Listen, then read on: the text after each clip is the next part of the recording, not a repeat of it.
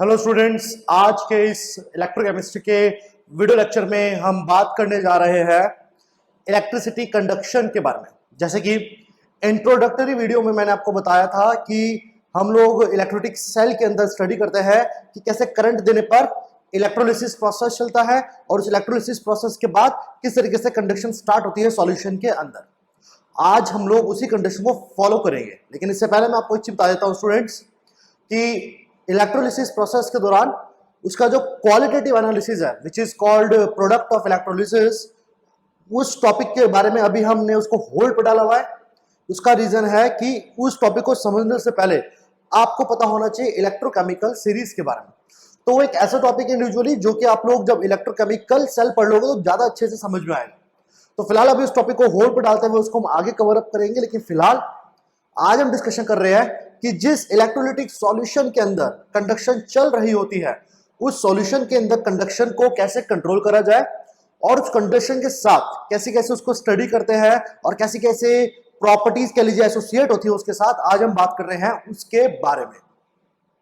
तो चलिए स्टूडेंट्स, आप सभी लोग तैयार हो जाइए आज के इस टॉपिक को समझने के लिए। और आज का टॉपिक हम डिस्कशन कर रहे हैं आपका कंडक्शन इन इलेक्ट्रोलिटिक सॉल्यूशंस। जी हाँ, इलेक्ट्रोलिटिक सॉल्यूशन समझने से पहले स्टूडेंट्स हम कंडक्शन समझते हैं कि देखिए कंडक्शन और I should say conductance, conduction से आता है कंडक्टेंस। कंडक्टेंस का मतलब होता है students ability to flow the charge. Conductance का मतलब होता है ability to flow the charge, कि चार्ज जो फ्लो होता है स्टूडेंट्स आप सभी जानते हैं कि इलेक्ट्रिसिटी जो कंडक्ट करती है, तो आपका अगर हम मेटल्स के कंडक्शन की बात करें जो कि हम लोग बहुत फैमिलियर है समझने के लिए, तो वहां पे कंडक्शन चलती है कैसे, इलेक्ट्रॉन के फ्लो से, राइट। इलेक्ट्रिसिटी फ्लो होती है और इलेक्ट्रॉन भी आपका फ्लो करता है। जिस डायरेक्शन में इलेक्ट्रॉन फ्लो करता है करंट आपके उसके अपोजिट चलता है, राइट। लेकिन फिलहाल जो समझ लायक बात है वो ये है स्टूडेंट्स कि अभी हम डिस्कशन कर रहे हैं इलेक्ट्रोलिटिक कंडक्टेंस के बारे में।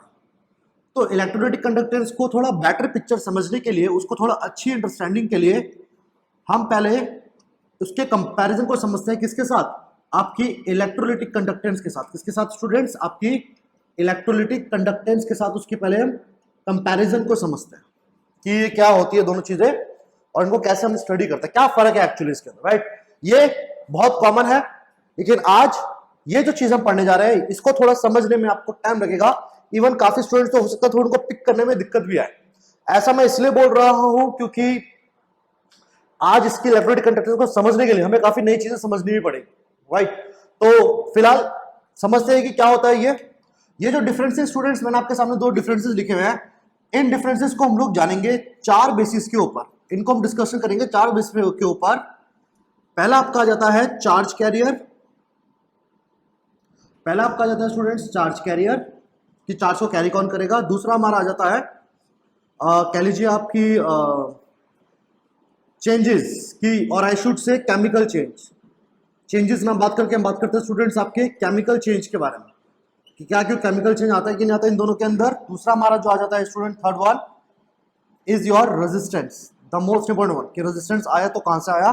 और last but not the least हमारा आ जाता है स्टूडेंट्स आपका टेम्परेचर, क्योंकि टेम्परेचर का फर्क पड़ता है इन दोनों के ऊपर, तो टेम्परेचर वाला फैक्टर भी हमें डिस्कस करना है, राइट।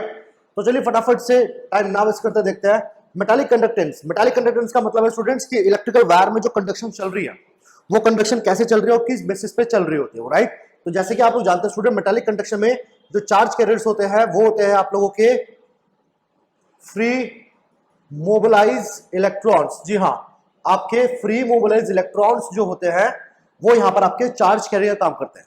बेसिकली चार्ज कैरियर का मतलब है कि भैया वो चार्ज या वो पार्टिकल जिसकी वजह से कंडक्शन चल पा रहा है उसे कहते हैं चार्ज कैरियर। याद रखना, उसको यहां पर हम लोग टेक्निकल टर्म में बोलते हैं चार्ज कैरियर, कि भैया चार्ज कैरी किसने कर रखा है, क्योंकि चार्ज चलेगा तभी इलेक्ट्रिसिटी का करंट बन पाएगा, तभी इलेक्ट्रिसिटी का कंडक्शन बन पाएगा।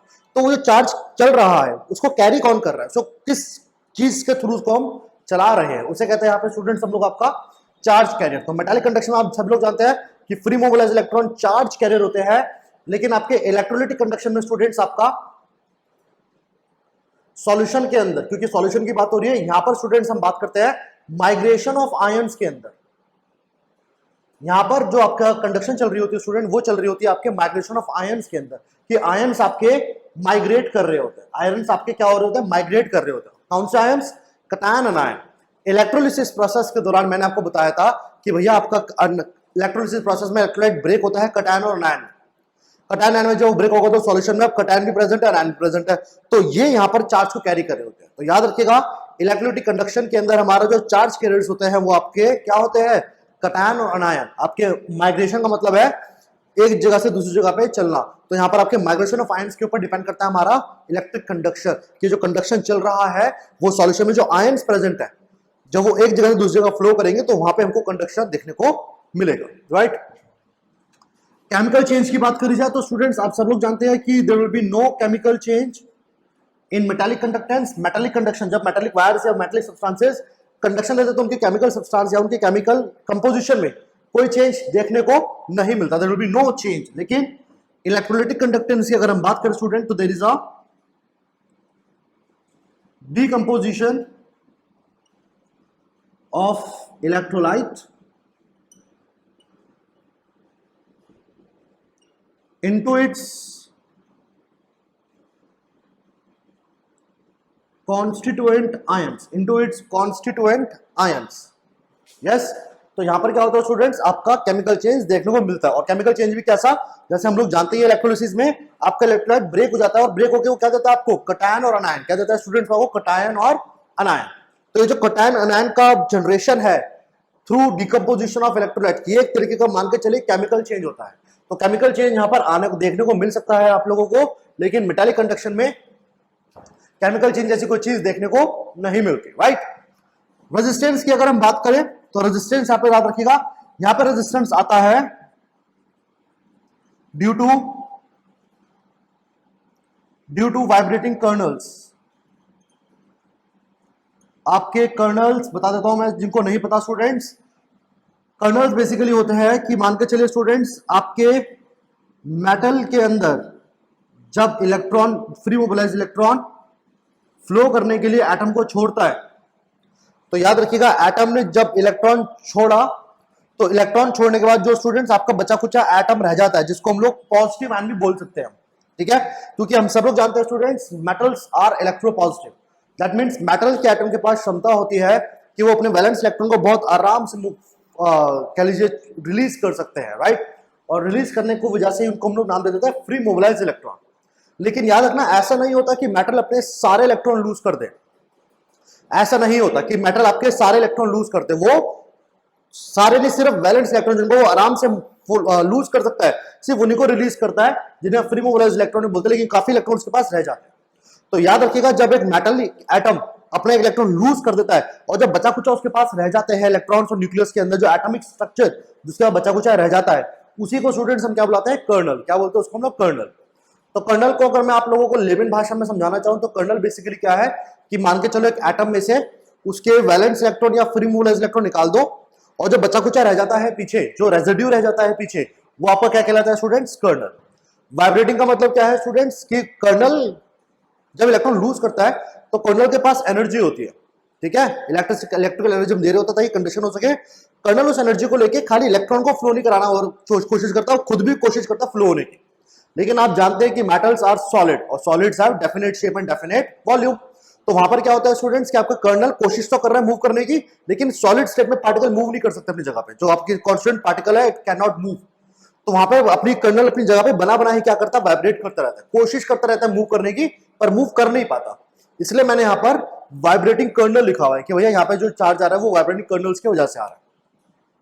जबकि इलेक्ट्रोलाइटिक कंडक्टेंस की अगर बात करूं तो यहां पर जो रेजिस्टेंस आता है ये आता है due to interionic forces, और आप कह लीजिए कि विस्कोसिटी ऑफ लिक्विड से भी आता है, ये विस्कोसिटी ऑफ लिक्विड एटसेट्रा, काफी सारे फैक्टर्स होते हैं जहां पर आपका यहां पर अपोजिशन आ रहा होता है। जैसे स्टूडेंट्स आप सब लोग जानते हैं रेजिस्टेंस काफी फैमिलियर टर्म है आप सभी के लिए। रेजिस्टेंस आपको यह बताता है कि किसी सब्सटेंस की क्या क्षमता है क्या करने की, to oppose the flow of electron. Charge के फ्लो को जो फैक्टर रोकता है उसी को शायद हम रेजिस्टेंस बुलाते हैं, ठीक है, अपोज करना, रुकावट देना, राइट। तो चलो यहां पर तो आपके वाइब्रेटिंग कर्नल्स क्या करते हैं, इलेक्ट्रॉन के रास्ते को क्या कर देते हैं, हिंडर्ड कर देते हैं। हिंडर्ड मतलब रुकावट की तरफ के आगे आ जाते हैं। जिसकी वजह से इलेक्ट्रॉन चल नहीं पाता। इलेक्ट्रॉन चल नहीं पाएगा तो वहां पे वो क्या क्रिएट कर देगा, रेजिस्टेंस क्रिएट कर देगा एक अंदर, राइट।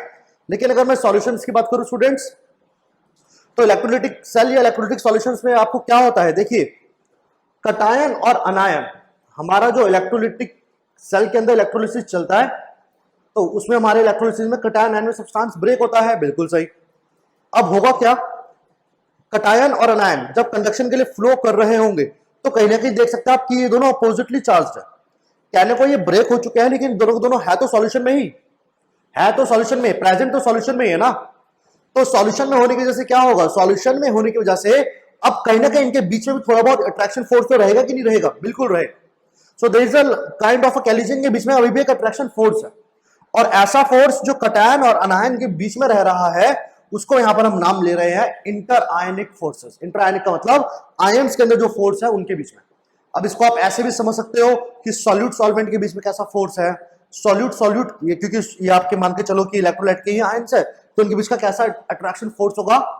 तो ये सारे अट्रैक्शन फोर्सेस बेसिकली यहां पर रेजिस्टेंस क्रिएट करते हैं। क्यों, लेट्स से फॉर एग्जांपल मान के चलो स्टूडेंट्स की, मान के चलो आपका जो कटायन है किसी सॉल्यूशन में वो कंडक्शन करने के लिए फ्लो करना चाह रहा है, बट होगा क्या, जैसे सॉल्यूशन में फ्लो करने के लिए आगे की तरफ चलेगा थोड़ी सी दूर जाकर उसको क्या मिलेगा, एक अनायन मिलेगा, और अनायन क्या करेगा, इसको अट्रैक्ट करेगा कि नहीं करेगा, क्योंकि अपोजिटली चार्ज है। अब कटायन कोशिश कर रहा है मूव करने की, लेकिन अनायन वहां पे पड़े पड़े क्या कर रहा है, अट्रैक्शन फोर्स से उसको रोकेगा, मूव करने से रोकेगा, उसको अपनी तरफ अट्रैक्ट करेगा, उसको अपनी तरफ पुल करेगा वो, जिसकी वजह से यहां क्या देखने को मिलेगा कि भैया यहां पर जो रेजिस्टेंस आ रहा है, यहां पर जो अपोज कर रहा है चार्ज के फ्लो को, वो कोई और नहीं, वो इन दोनों के बीच का अट्रैक्शन फोर्स है। वो इनके बीच का जो अट्रैक्शन फोर्स है वो इसको अपोज करने से रोक रहा है, वो इसको फ्लो करने से रोक रहा है। तो यहां पर जो बेसिकली बात है वो यही है कि भैया अगर इलेक्ट्रोलिटिक कंडक्टेंस की बात करी जाए तो यहां पर जो रेजिस्टेंस, जो रुकावट आ रही है ना चार्ज के सामने, वो रुकावट आ रही है किसकी वजह से, इंट्रायनिक फोर्सेस की वजह से। इन फोर्सेस की वजह से, ये जो अट्रैक्शन फोर्सेस है इनकी वजह से आ रही होती है। और दूसरा बहुत कॉमन है आपका स्टूडेंट, विस्कोसिटी। विस्कोसिटी जैसे कि आप लोग जानते हो लिक्विड्स का फ्रिक्शनल फोर्स, मैंने अभी बताया था कि आयन को माइग्रेशन करना पड़ेगा सॉल्यूशन में। माइग्रेशन मतलब कि सॉल्यूशन के अंदर ही आयन को एक जगह से दूसरी जगह पे जाना है। अब जब भैया फ्लो कर रहा होगा आयन तो उसको फ्रिक्शन दे देंगे, विस्कोसिटी की फोर्स दे देंगे, तो क्या करेगी, रोकेगी ना आयन को, क्योंकि आप लोग जानते हो विस्कोसिटी क्या है, लिक्विड्स का फ्रिक्शन फोर्स को विस्कोसिटी बोलते हैं। पढ़ा हुआ ना आपने विस्कस फोर्स, जब गाढ़ा लिक्विड हो जाता है तो उसके अंदर लॉजिक लगाइए कि उसके अगर मान लो आपका कोई लिक्विड बहुत थिक है, बहुत गाढ़ा है, तो वहां आयन को चलने में थोड़ी दिक्कत होगी। लेकिन वहीं अगर आपको मानकर चलो आपके पास कोई ऐसा सॉल्यूशन जो बहुत पतला बना हुआ है, बहुत डाइल्यूटेड है, जहां पे विस्कोसिटी बहुत ना के बराबर है, तो वहां पे आपका पार्टिकल को शायद चलने में दिक्कत नहीं होगी। तो विस्कोसिटी भी कहीं ना कहीं फैक्टर डालती है किसके अंदर, रेजिस्टेंस को बनाने में, कि भैया पार्टिकल को मूव करने दो, चार्ज को फ्लो कराना चाह रहा है कटायन अनायंस, और विस्कोसिटी अगर है तो फ्रिक्शनल फोर्स लगाना शुरू कर देगी वो, राइट। फ्रिक्शन फोर्स से क्या होगा, फ्रिक्शन फोर्स का मतलब कि पार्टिकल को रुकने में, चलने में थोड़ी दिक्कत होगी, राइट। इसका आप सिंपल से एग्जांपल ले सकते हो कि आपका एक तरफ ले लीजिए ग्रीस और दूसरी तरफ आप लोग ले लीजिए आपका what do we call water ले लीजिए, राइट। तो वाटर और ग्रीस का अगर मैं एग्जांपल लूं तो वाटर और ग्रीस में क्या देखने को मिलेगा कि भैया वाटर के अंदर आयंस आराम से फ्लो कर पाएंगे क्योंकि विस्कोसिटी नहीं है, लेकिन ग्रीस के अंदर अगर मैं आयन को फ्लो करने के लिए एक जगह दूसरी जगह चलना भी है तो उसको वहां पर काफी मशक्कत करनी पड़ेगी। क्यों, क्योंकि ग्रीस थोड़ा सा थिक होता है, थोड़ा सा विस्कस होता है, गाढ़ा होता है, राइट। तो यहां पर आप लोग याद रखिएगा विस्कोसिटी ऑफ लिक्विड भी यहां पर रेजिस्टेंस में थोड़ा बहुत कॉन्ट्रीब्यूशन करता है, right. Last but not the least students, temperature की बात करूं तो स्टूडेंट्स मेटालिक कंडक्टेंस याद रखिएगा आपका directly, oh sorry I should say inversely proportional होता है स्टूडेंट्स। ये आपका इनवर्सली प्रोपोर्शनल होता है टेम्परेचर के। और अगर मैं आपके इलेक्ट्रोलिटिक कंडक्टेंस की बात करूं स्टूडेंट्स तो ये आपका डायरेक्टली प्रोपोर्शनल होता है टेम्परेचर के। अब देखो डायरेक्टली और इनवर्सली को समझिए क्या है। इनवर्सली प्रोपोर्शनल का मतलब यहां पे स्टूडेंट्स कि अगर आप टेम्परेचर को बढ़ाओगे, अगर आप टेम्परेचर को बढ़ाओगे तो याद रखना स्टूडेंट्स यहां पर आपका मेटालिक कंडक्टेंस क्या हो जाएगा, कम हो जाएगा। क्या हो जाएगा, कम हो जाएगा। क्यों, अब इसको समझते हैं क्यों। क्योंकि देखिए जैसे ही आप टेम्परेचर देते हो तो स्टूडेंट्स आप सब लोग जानते हो टेम्परेचर एक तरीके की मान के चलिए काइनेटिक एनर्जी प्रोवाइड करता है पार्टिकल्स को। तो होगा क्या, आप टेम्परेचर बढ़ा रहे हो और टेम्परेचर क्या करेगा, काइनेटिक एनर्जी बढ़ा देगा किसकी, कर्नल्स की। ऐसे कर्नल जो ऑलरेडी वाइब्रेट कर रहे थे, आप जब इन कर्नल्स को और एनर्जी दोगे तो क्या होगा, ये और तेजी से क्या करेंगे, वाइब्रेट करेंगे। क्या करेंगे, और तेजी से वाइब्रेट करेंगे।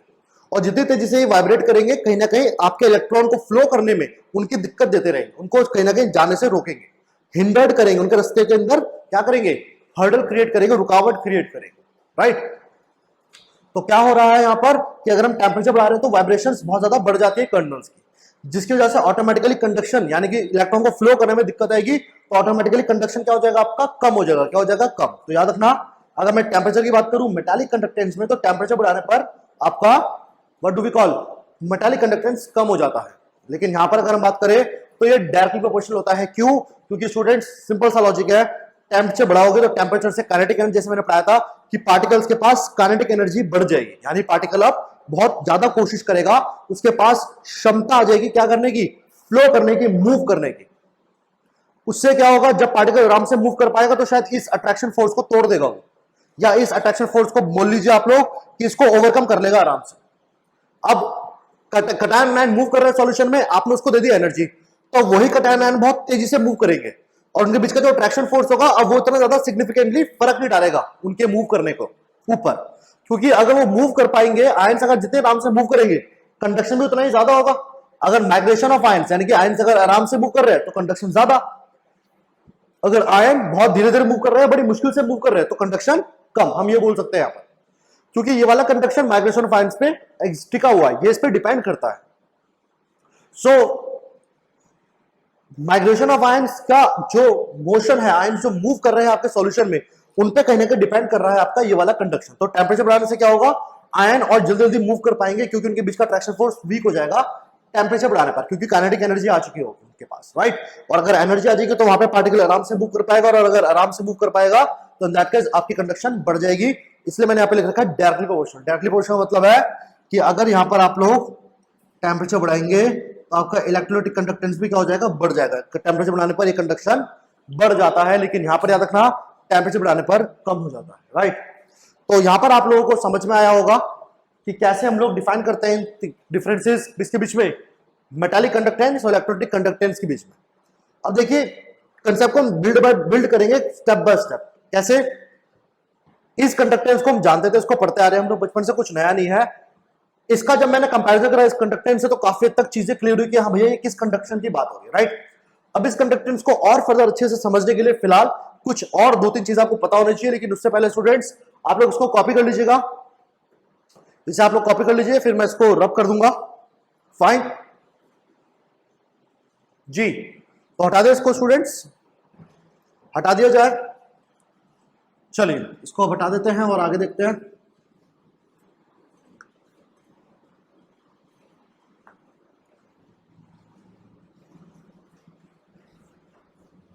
चलिए now the next part we have here is your, चलिए स्टूडेंट्स अब देखते हैं कि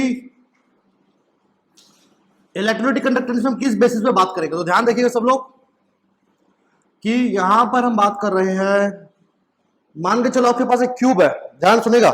लेट्स से कि आपके पास एक क्यूब है, ओके, और इस क्यूब के अंदर आपने क्या कर रखा है स्टूडेंट्स, इलेक्ट्रोलाइटिक सॉल्यूशन भर रखा है। अब इलेक्ट्रोलाइटिक सॉल्यूशन का मतलब ये हुआ कि यहाँ पर आपका क्या प्रेजेंट होगा, प्लस और माइनस चार्ज अवेलेबल होंगे। प्लस चार्ज भी होगा, माइनस भी होगा, प्लस भी होगा, माइनस भी होगा, फिर प्लस होगा, फिर माइनस होगा। तो बहुत सारे यहाँ पर आपको प्लस माइनस चार्ज मिलेंगे। मिलेंगे कि नहीं मिलेंगे? बिल्कुल मिलेंगे जी। यहाँ पर भी स्टूडेंट सेम वे आप लोगों का, फाइन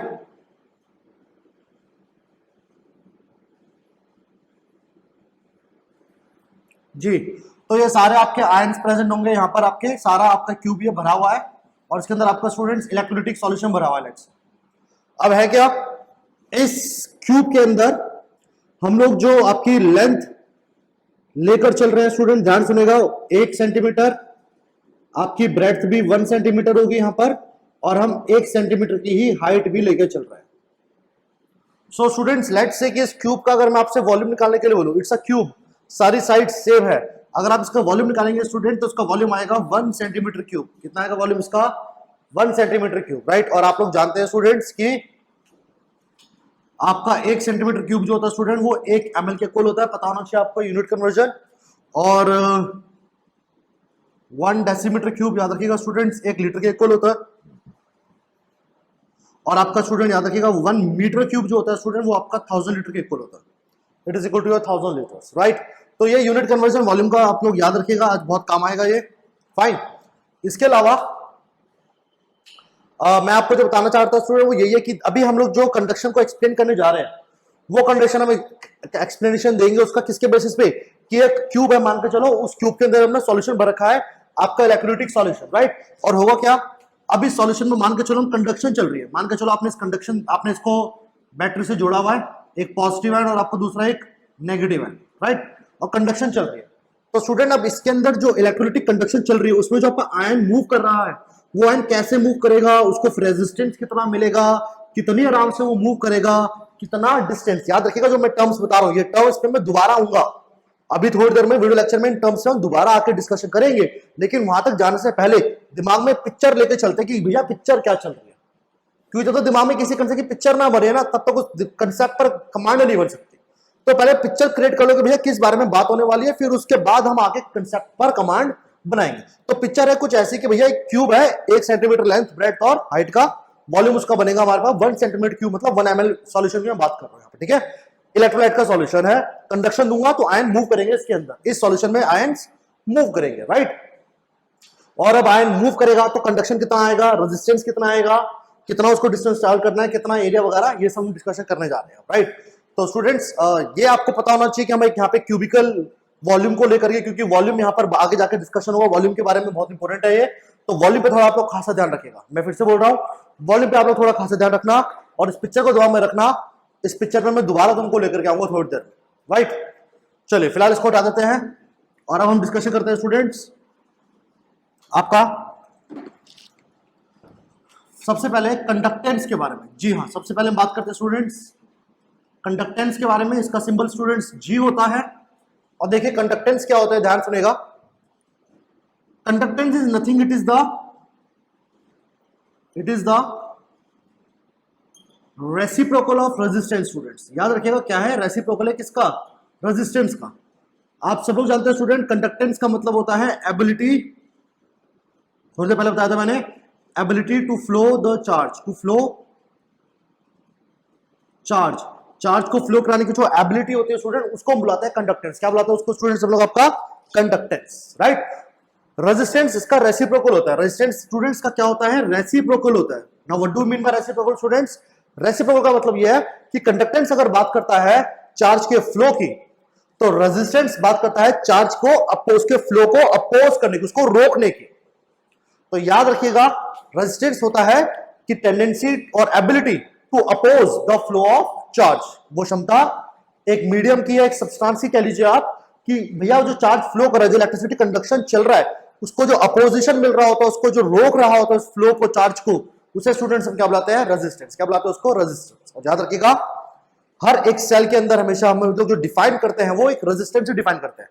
क्योंकि याद रखना, अगर एक मान के चलो पर्टिकुलर इलेक्ट्रोलिटिक कंडक्शन में अगर मान लो हमें अपोजिशन मिल रहा है, अगर हमें रुकावट मिल रही है चार्ज के अंदर, तो कितनी रुकावट मिल रही है, कितना रेजिस्टेंस मिल रहा है, ये हम कैलकुलेट कर सकते हैं। याद रखिएगा ये हम कैलकुलेट कर सकते हैं थ्रू आवर साइंटिफिक मेथड और इंस्ट्रूमेंट्स के थ्रू से हम कैलकुलेट कर सकते हैं। लेकिन याद रखिएगा लेकिन स्टूडेंट्स इलेक्ट्रोलिटिक कंडक्टेंस को कभी भी हम मेजर नहीं कर पाते। कंडक्टेंस को अगर हम डिफाइन भी करते हैं ना, या इसको हम समझते भी है, इसको हम पढ़ते भी है, तो रेजिस्टेंस के टर्म्स में ही पढ़ते हैं। तो क्या कर रखा हम लोगों ने, कंडक्टेंस का बेसिक आइडिया लेने के लिए क्या करा भैया, रेसिप्रोकल का, कंडक्टेंस रेजिस्टेंस का रेसिप्रोकल है, उल्टा है, 1 बाय रेजिस्टेंस है ये। कंडक्टेंस बात करता है फ्लो की, तो ये बात करेगा अपोज करने की, किसको, फ्लो ऑफ चार्ज को अपोज करने की बात करेगा, रुकावट क्रिएट करेगा चार्ज के फ्लो पर, right. That's what we define resistance, that's what we define resistance, fine. तो रेजिस्टेंस की जैसे स्टूडेंट्स आप लोग जानते हैं कि रेजिस्टेंस की जो यूनिट होती है स्टूडेंट्स वो होती है ओम। क्या होती है स्टूडेंट्स की यूनिट, वो होती है ohm, sorry, right, 1 upon ohm, resistance is 1 upon ohm. और स्टूडेंट्स इस 1 अपॉन ओम को हम लोग क्या लिख सकते हैं स्टूडेंट्स, इसको हम लोग लिखते हैं स्टूडेंट्स ओम इनवर्स। क्या लिखते हैं इसको स्टूडेंट्स हम लोग, आपका ओम इनवर्स। या फिर स्टूडेंट्स ओम का अगर हम रिवर्स नाम लिखे, उल्टा करके नाम लिख दे, तो उसको हम लोग स्टूडेंट्स एक और नाम से बुलाते हैं, विच इज कॉल्ड मो। क्या बोलते हैं इसको स्टूडेंट्स, को हम लोग एक और नाम बुलाते हैं मो। और साइंटिस्ट लोगों ने इसको एक और साइंटिफिक नाम दे रखा है students, the name so called siemens, siemens, इसको सीमन से भी नाम दिया जाता है, राइट। तो ये सारे नाम जो है याद रखना स्टूडेंट, ये सारी जो यूनिट्स है ये किसी और की नहीं, किसकी यूनिट है स्टूडेंट्स? ये आपकी कंडक्टेंस की। किसकी यूनिट है? आपके कंडक्टेंस की, राइट? सीमन या मोह और ओम इनवर्स, राइट? जहां कंडक्टेंस बात करता है एबिलिटी के बारे में तो ध्यान रखिएगा स्टूडेंट्स, वहीं दूसरी तरफ कंडक्टिविटी पे आते हैं तो ध्यान रखिएगा। कंडक्टिविटी कापा, याद रखना स्टूडेंट, इसका सिंबल होता है कापा, इसका सिंबल होता है स्टूडेंट्स कापा, राइट? क्या होता है स्टूडेंट? ध्यान सुनेगा, ये कंडक्टिविटी जो होती है, अगर मैं इसको मैथमेटिकली समझाना चाहूं तो just like conductance is reciprocal to resistance students, और याद रखिएगा conductivity is reciprocal to resistivity. क्या होता है ये आपका? रेसिप्रोकल होता है रेजिस्टिविटी रो का, ये रो का रेसिप्रोकल होता है। और एक चीज और मैं आपको बता देता हूं कि स्टूडेंट्स इस कंडक्टिविटी को हम लोग स्पेसिफिक कंडक्टेंस भी बुलाते हैं। अब फर्क क्या है? शब्द सारे नए हैं, टर्म सारे नई है, सारी टर्म जुड़ी हुई है इसी से, तो पता होना चाहिए कि क्या होता है ये कंडक्टेंस और स्पेसिफिक कंडक्टेंस में क्या फर्क है स्टूडेंट्स, ये जानना बहुत जरूरी है। क्या फर्क है इनके अंदर देखिएगा। तो स्टूडेंट्स जैसे मैंने कंडक्टेंस बताया आप लोगों को, कंडक्टेंस बात करते हैं किसके बारे में? एबिलिटी के बारे में, कि भैया क्षमता की बात हो रही है कि कितनी क्षमता है क्या कराने की, करंट को फ्लो कराने की। तो स्टूडेंट्स याद रखिएगा conductivity, I repeat students, conductivity या आप स्पेसिफिक कंडक्टेंस बोल सकते हो, ये स्टूडेंट्स होता है आपके नेचर ऑफ द मीडियम का।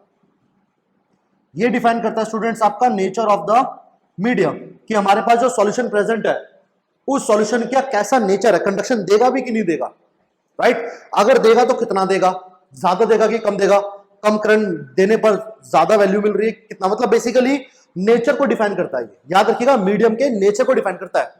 यहां मेरा मीडियम से कहने का मतलब है आपके सॉल्यूशन का, कि जिस सॉल्यूशन को हम स्टडी कर रहे हैं, जिस सॉल्यूशन का कंडक्शन हम स्टडी कर रहे हैं, जिसके अंदर से चार्ज फ्लो होने वाला है, उसके अंदर कंडक्शन तो मिल रही है, लेकिन क्या उसका नेचर है भी कि नहीं कंडक्शन देने का? अगर नहीं है तो सॉल्यूशन में करेक्शन इलेक्ट्रिसिटी पास नहीं हो पाएगी, बिल्कुल सही। और अगर है तो किस हद से, किस कंडीशन में या किस तरह से वो कंडक्शन देगा स्टूडेंट, उस नेचर को जब हम लोग मैथमेटिकली कैलकुलेट करते हैं, उसको जब हम मैथमेटिकली स्टडी करते हैं, तो उसको स्टूडेंट्स हम क्या नाम देते हैं? कंडक्टिविटी। क्या नाम देते हैं उसको स्टूडेंट्स हम लोग? आपका कंडक्टिविटी या स्पेसिफिक कंडक्टेंस। स्पेसिफिक कंडक्टेंस को इसलिए नाम दिया गया क्योंकि ये अलग अलग सब्सटेंसेस के लिए, अलग अलग मीडियम के लिए इसकी वैल्यू अलग अलग होती है, क्योंकि जैसे मैंने बताया नेचर को डिफाइन करता है। जैसे कि मान के चलो मेरे पास ये प्लास्टिक का मार्कर है, तो अब मैं जानता हूं कि उसको जितनी मर्जी इलेक्ट्रिसिटी दे दूं कंडक्ट नहीं करेगा। अब ये मैंने कैसे डिसाइड करा है कंडक्शन नहीं दे रहा है? ये मैंने डिसाइड करा इसके बेसिस पे, क्योंकि भैया इसके अंदर कंडक्शन आ ही नहीं रहा, इसका नेचर, इस मटेरियल का नेचर ही ऐसा है कि इलेक्ट्रिसिटी कंडक्ट नहीं करेगा, नहीं करेगा। भाई अगर मान लो ये मार्कर मेरे पास मेटल का बना हुआ होता, मेटल का अगर होता तो इधर से मैं इलेक्ट्रिसिटी देता, दूसरे एंड पे सारी इलेक्ट्रिसिटी पास कर देता है, राइट? क्यों? नेचर है, सब्सटेंस का नेचर है, मटेरियल का नेचर है वो। तो इस नेचर को स्टूडेंट्स हम डिफाइन करते हैं कंडक्टिविटी या फिर ध्यान सुनेगा रेजिस्टिविटी की फॉर्म में स्टूडेंट्स, रेजिस्टिविटी की फॉर्म।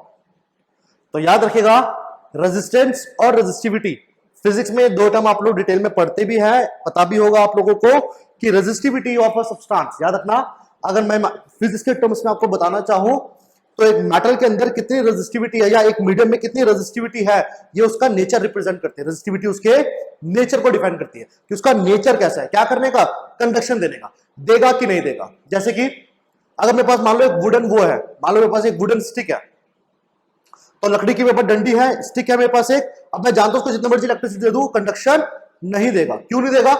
नेचर है, उस सब्सटेंस का नेचर, उस मटेरियल का nature.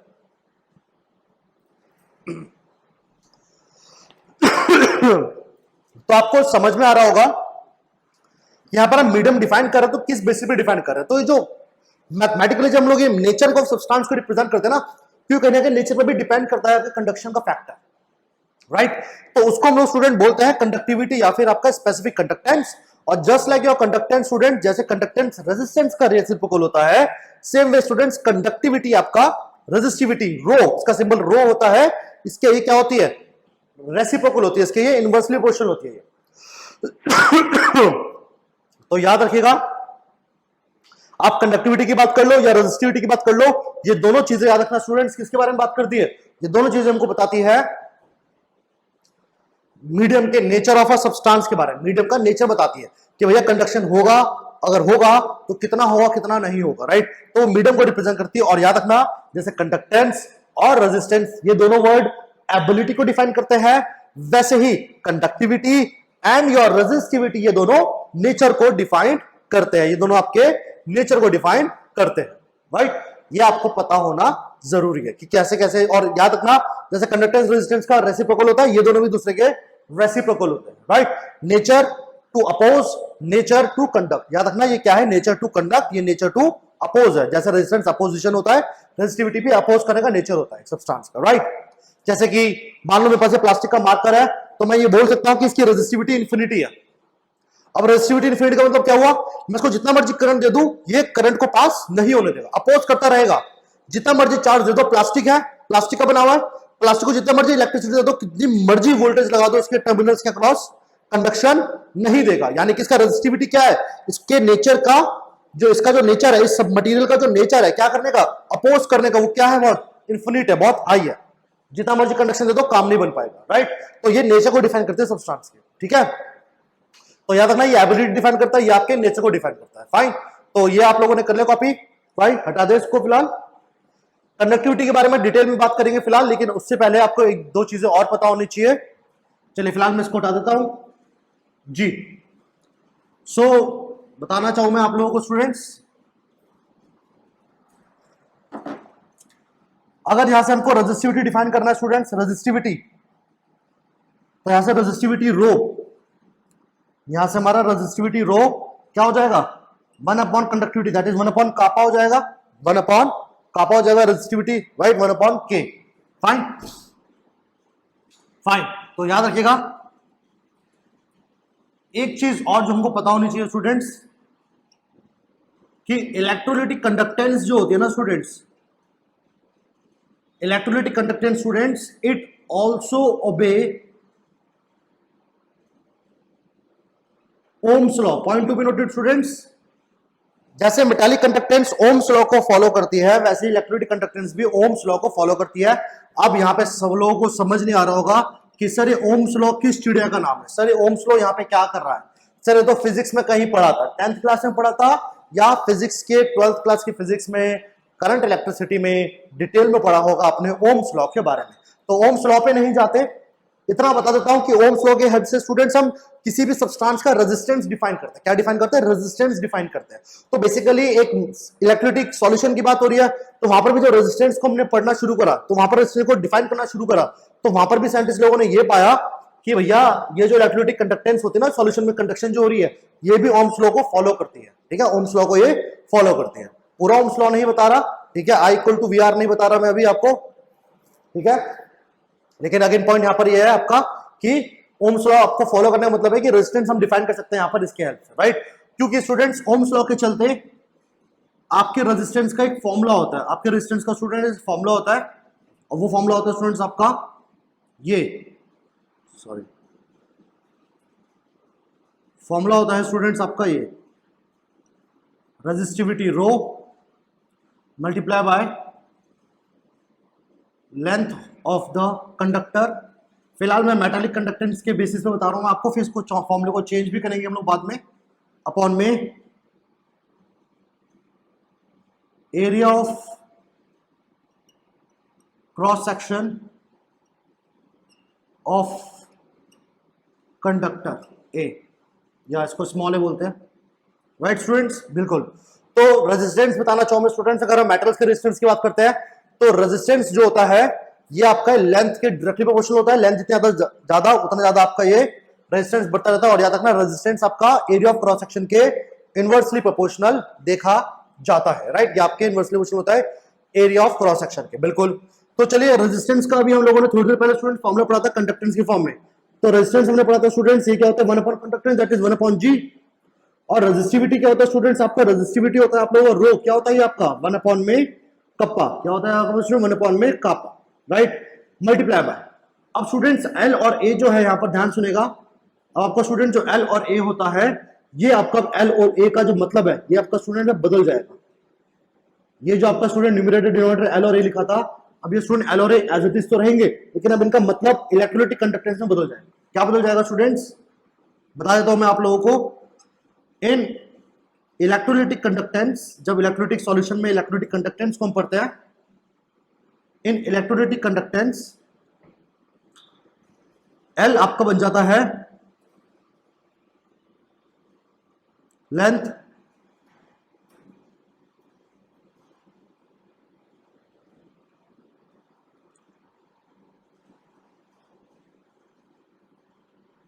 Covered by the ions, length covered by the ions, और स्टूडेंट एरिया होता है आप लोगों को वहां पर एरिया ऑफ क्रॉस सेक्शन। क्या आपका सॉल्यूशन कितने एरिया ऑफ क्रॉस सेक्शन से माइग्रेशन आपका आयन जो चल रहा है, आपके आयन जो सॉल्यूशन में ट्रैवल कर रहे हैं वो कितने एरिया से होते हुए निकल रहे होंगे, वहां पर आपका एरिया ऑफ क्रॉस सेक्शन हो जाता है ए, राइट। तो याद रखिएगा स्टूडेंट्स, आपका जो एल और ए जो कि मेटालिक कंडक्टेंस में थोड़ा अलग था, जैसे हम उसको इलेक्ट्रोलाइटिक कंडक्टेंस में लाते हैं, इन एल और ए का मतलब बदल जाता है। रेजिस्टेंस को हमने कंडक्टेंस की फॉर्म में लिख डाला, रेजिस्टिविटी को हम लोगों ने कंडक्टिविटी की फॉर्म में लिख डाला, राइट। तुम्हारा फॉर्मूला थोड़ा सा चेंज हो जाता है वही, क्योंकि ओम्स लॉ का फॉलो करा तो फॉर्मूला तो गलत नहीं होगा, फॉर्मूला सही डिफाइन होगा, लेकिन थोड़ा सा चेहरा बदल जाएगा। क्या होगा स्टूडेंट्स, चेहरा नहीं, सॉरी, चेहरा सेम रहेगा, लेकिन जो कंसेप्ट है वो थोड़े से बदल जाएंगे, जो टर्म्स है उनके जो एक्चुअल मतलब है वो थोड़े से बदल जाएंगे। तो आप यहाँ पर ये बोल सकते होगे कि चेहरा सेम है, बस अकल को बदल दिया। चेहरा का मतलब फॉर्मूला तो सेम है, बस अकल को चेंज कर दिया, राइट। तो यहाँ पे याद रखिएगा आपका एल और ए जो है वो आप लोगों का इलेक्ट्रोलाइटिक कंडक्टेंस में उसका मतलब बदल जाता है। और याद रखना स्टूडेंट्स, यहाँ पर एल और ए को हम लोग स्टूडेंट्स एक नया नाम दे देते हैं, इसको स्टूडेंट्स हम लोग बुलाते हैं आपका सेल कांस्टेंट। क्या बुलाते हैं इसको स्टूडेंट्स हम आप लोगों का, इसको हम लोग बुलाते हैं स्टूडेंट्स आपका सेल कांस्टेंट, जी स्टार कहते हैं इसको स्टूडेंट्स। याद रखिएगा इसको हम लोग क्या बुलाते हैं students, G star, cell constant, right.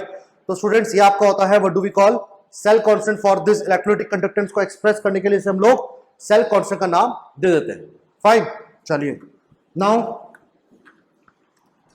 Students, अगर हमें कंडक्टेंस डिफाइन करना तो क्या, कंडक्टिविटी डिफाइन करना तो क्या करेंगे, एक काम करते हैं, कंडक्टिविटी को दूसरी तरफ और कंडक्टेंस को दूसरी तरफ रिवर्स साइड ले जाते हैं। तो यहां से स्टूडेंट्स हमारे कंडक्टिविटी का जो फॉर्मूला बनता है वो बनता है कुछ ऐसा, kappa equal to G into l upon. तो यहां से स्टूडेंट्स हम इस फॉर्मूले को रीराइट दोबारा लिख सकते हैं, इस सेम फॉर्मूले को स्टूडेंट्स हम दोबारा लिख सकते हैं। क्या, अगर हमें कंडक्टिविटी पढ़नी है किसी सॉल्यूशन की, तो कंडक्टिविटी को यहां समझने के लिए हम बोल सकते हैं the conductivity is nothing, it is the conductance offered, conductance offered by a cell, conductivity cell in which the length is 1 meter and area is 1 meter square, right। But फिलहाल अभी उस पर बाद में चलेंगे डेफिनेशन में, फिलहाल ये जानते हैं। तो स्टूडेंट्स हमारा इसे फॉर्मूला ऐसा भी डिफाइन करा जा सकता है, that is conductivity is equals to R conductance multiply by R cell constant l upon है, सेल कांस्टेंट एल अपॉन है। कई बार इसमें जो न्यूमेरिकल आता है आपका, तो सेल कांस्टेंट पूछा जाता है, एल अपॉन ए की वैल्यू निकाले, तो एल अपॉन ए यहाँ पर आपको ये निकालना आना चाहिए स्टूडेंट्स, फाइन। तो फिलहाल इसको आप लोग कॉपी कर ले, फिर इसके आगे हम और डिस्कशन करेंगे स्टूडेंट्स, फाइन। तो ये आपका कंडक्टिविटी का फॉर्मूला आ चुका है कि this is how we define the conductivity, right जी। कॉपी कर लीजिएगा स्टूडेंट्स, हटा दिया जाए इसको, हटा दें स्टूडेंट्स, चलिए फाइन।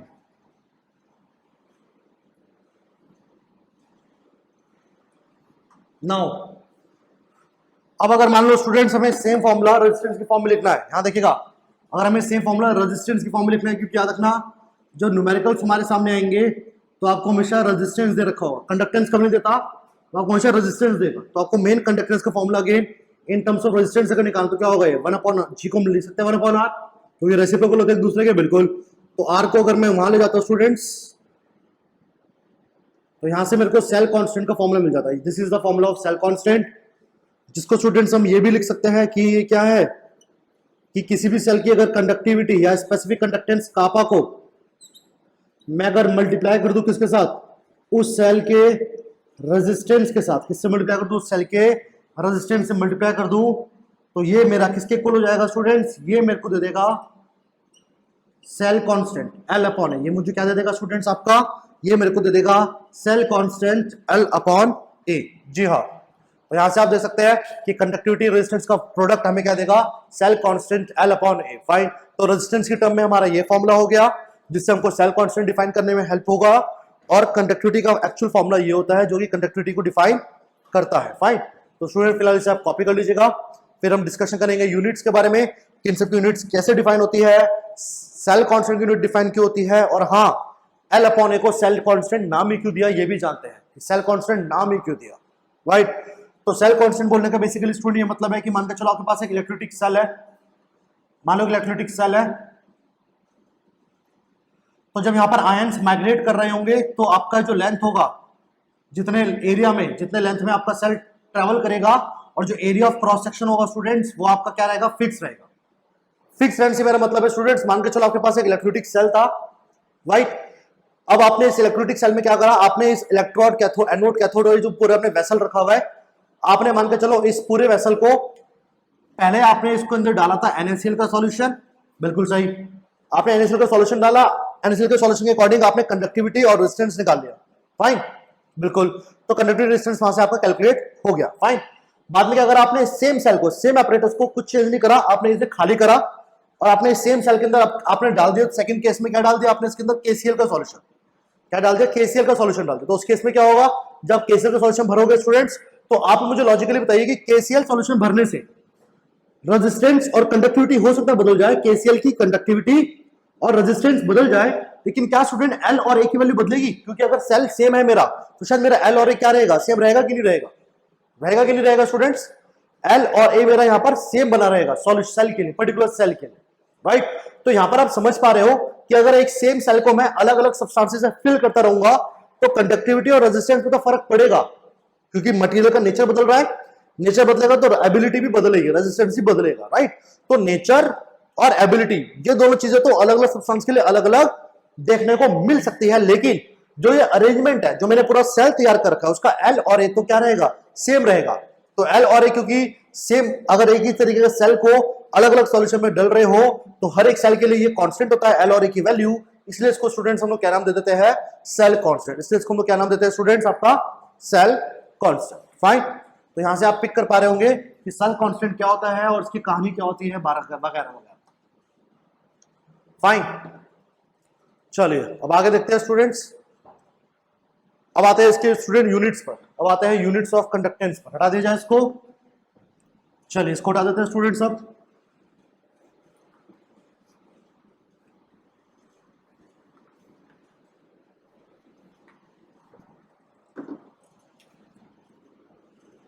यस, तो स्टूडेंट्स अब आपका अगला आता है, next we have here students आपका कंडक्टिविटी, जो कि स्टूडेंट्स आपका होता है G into l upon A. बिल्कुल, तो स्टूडेंट जैसे मैंने आपको बताया था, यूनिट्स की बात कर रहे हैं फिलहाल, याद रखिएगा। तो कंडक्टेंस की यूनिट मैंने बताई थी स्टूडेंट्स आपको क्या होती है, इसकी यूनिट, इसकी यूनिट होती है स्टूडेंट सीमन एस। ऐसा यूनिट में लेके चलो तो लेंथ की ऐसा यूनिट स्टूडेंट होती है मीटर, एरिया आपका होता है किसमें, मीटर स्क्वायर में। तो स्टूडेंट यहां से हमारे पास, यहां से स्टूडेंट्स हमारे पास कप्पा की यूनिट मिल जाती है, और स्टूडेंट्स की यूनिट होती है सीमन पर मीटर। क्या होती है इसकी student unit, semen per metre. ये मीटर से मीटर क्या, मीटर को ऊपर लाएंगे तो इनवर्स हो जाएगा, तो मीटर इनवर्स। राइट, तो आपके मन के स्टूडेंट्स आपकी सीमन मीटर इनवर्स। राइट, तो आपकी यूनिट बन जाती है ये, what do we call, kappa की ऐसा यूनिट कह सकते हैं। और अगर हम सेम यूनिट को सेंटीमीटर में डिफाइन करें स्टूडेंट्स, सेम यूनिट को सेंटीमीटर में डिफाइन करें स्टूडेंट्स, तो सेंटीमीटर में क्या बन जाएगी आपकी 10 की power -2 siemens centimetre inverse. Metre को सेंटीमीटर में बनाने के लिए क्या करना पड़ेगा, 10 की पावर 2 को पुट करेंगे आप लोग जानते हैं स्टूडेंट 1 मीटर इक्वल टू क्या होता है, 10 की पावर 2 सेंटीमीटर्स, होता है कि नहीं होता। राइट, तो अगर मैं मीटर की जगह पे यहाँ पे पुट करता हूं तो ये हमारा क्या बन जाएगा, 10 की पावर 2 की पावर सेंटीमीटर की पावर -1, तो -1 स्टूडेंट यहाँ पर क्या बन जाएगा, -2, तो यहाँ पर आपका क्या लग जाएगा, -2 लग जाएगा। राइट, तो ये आपका डिफाइन होता है स्टूडेंट्स मीटर की यूनिट। अगर हम मीटर को सेंटीमीटर बनाए तो क्या यूनिट उसकी डिफाइन करी जाएगी। ओके, तो इसको भी आप कॉपी कर लीजिएगा, यूनिट बहुत इंपॉर्टेंट है, आगे ये बहुत काम आने वाली है। ओके, तो कंडक्टिविटी देखते हैं स्टूडेंट्स, ये कंडक्टिविटी होती क्या है, इसे कॉपी कर लीजिएगा आप लोग। तो चलिए स्टूडेंट्स हम लोग देखते हैं कंडक्टिविटी की डेफिनेशन क्या बनती है कंडक्टिविटी की। कंडक्टेंस तो समझ आता है, एबिलिटी टू ऑफर्ड। कंडक्टिविटी अगर हम सेल की डिफाइन करें, यहां पर अब सेल की डिफाइन करें कंडक्टिविटी, तो क्या बनती है students? It is the conductance offered by a solution of 1 centimeter length and having cross section area of 1 centimetre square. यानी कि स्टूडेंट्स अगर आपको कंडक्टिविटी को देखो डिफाइन करें तो क्या करो, एल और ए को, एल को 1 सेंटीमीटर और एरिया को 1 सेंटीमीटर स्क्वायर ले लो। तो आपका अगर इस दोनों को 1 में लेके चलो तो कंडक्टिविटी किसके इक्वल हो जाएगी स्टूडेंट्स? कंडक्टेंस जी के इक्वल हो जाएगी। तो ये तरीका होता है हमारा किसी भी पर्टिकुलर क्वांटिटी को डिफाइन करने का कि एलएचएस आरएचएस में हम लोग एक टर्म को क्या मान लेते हैं, एक टर्म को यूनिटी 1 मान लेते हैं। 1 मान लोगे तो ऑटोमेटिकली एलएचएस आरएचएस इक्वल हो जाएंगे। फिर तो वहां से हम डिफाइन कर सकते हैं कंडक्टिविटी को। तो student this is the definition of conductivity, जो कि हमें समझ में आ रहा है कि ये क्या होती है और कैसे होती है। फाइन। सो फिलहाल इसे आप कॉपी कर ले और फिर इसके आगे डिफाइन करते हैं स्टूडेंट्स एक नई बहुत ही इंपॉर्टेंट टर्म को डिफाइन करते हैं यहां से, जो कि बहुत ही काम आने वाली है। फाइन, कर लिया हमने कॉपी। चलिए अब स्टूडेंट्स मैं आप लोगों से जो बात करने जा रहा हूं वो बात करने जा रहा हूं स्टूडेंट्स, क्योंकि सॉल्यूशंस पढ़ रहे हैं हम लोग, तो सॉल्यूशन के अंदर कॉन्सेंट्रेशन तो होती ही है। तो हम लोग इसी चीज को स्टूडेंट्स कॉन्सेंट्रेशन के साथ कोरिलेट करेंगे। और अब हम डिस्कशन करेंगे स्टूडेंट्स आपका मोलर कंडक्टिविटी के बारे में। किसके बारे में डिस्कशन करेंगे स्टूडेंट्स? मोलर कंडक्टिविटी के बारे में। ऑलराइट, चलिए अब मोलर कंडक्टिविटी को स्टूडेंट डिस्कस करने के लिए, समझने के लिए वापस हम उसी पिक्चर पे चलते हैं जो मैंने अभी आपको वॉल्यूम एक्सप्लेन किया था कि एक वॉल्यूम लेके चल रहे हैं हम लोग सॉल्यूशन का। वॉल्यूम भी कितना?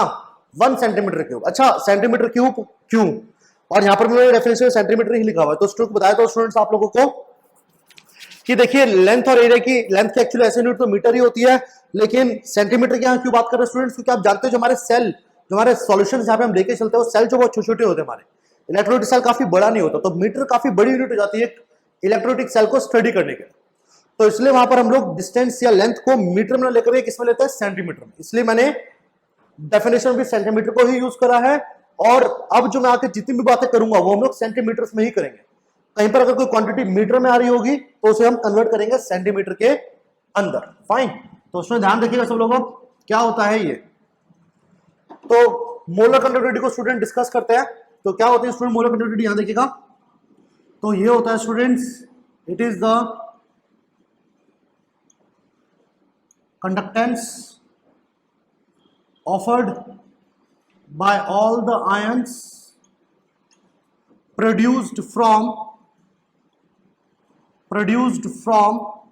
अब ये बहुत इंपॉर्टेंट टर्म है students, 1 mole of an electrolyte, 1 mole of an electrolyte that is present in V centimeter cube of volume, V centimeter cube of volume. Point to be noted. अब ध्यान सुनेगा स्टूडेंट्स, क्या हुआ? मोलर कंडक्टिविटी सिंबल इसका मैं आपको बता देता हूं स्टूडेंट्स। का जो सिंबल होता है, इसका सिंबल होता है स्टूडेंट्स आपका लैम्डा एम। सिंबल इसका होता है स्टूडेंट्स लैम्डा एम। और अब ध्यान सुनेगा, यहां पर हम कंडक्टिविटी डिफाइन करने के लिए स्टूडेंट्स बात करते हैं वॉल्यूम के बारे में। ध्यान सुनेगा, बात करते हैं वॉल्यूम के बारे में। वॉल्यूम क्यों? क्योंकि एक्सप्रेशन में लेंथ और ब्रेड्थ का कहीं ना कहीं इंक्लूजन है। लेंथ और ब्रेड्थ का इंक्लूजन, तो वॉल्यूम के बारे में बात करेंगे। वो भी वॉल्यूम किसका? वॉल्यूम, ध्यान सुनेगा, किसका वॉल्यूम?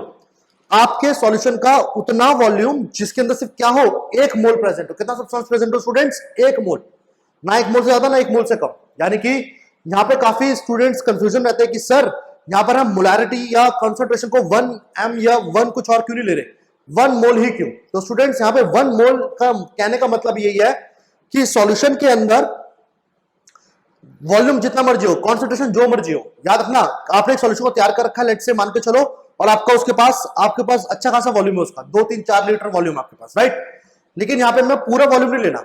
अगर मुझे उस सॉल्यूशन के अंदर उसकी मोलर कंडक्टिविटी डिफाइन करनी है तो उसके लिए मुझे सिर्फ उतना ही वॉल्यूम लेना है जितने वॉल्यूम में मुझे क्या मिले, क्या मिले, मोल सब्सटेंस मिले, क्या मिले, 1 मोल सब्सटेंस। अब देखिए क्यों मैं ऐसा बोल रहा हूं स्टूडेंट्स, मोलर कंडक्टिविटी को डिफाइन करना है, बिल्कुल सही। तो मोलर कंडक्टिविटी के अंदर हम बात करेंगे मोलैरिटी के बारे में, बिल्कुल सही।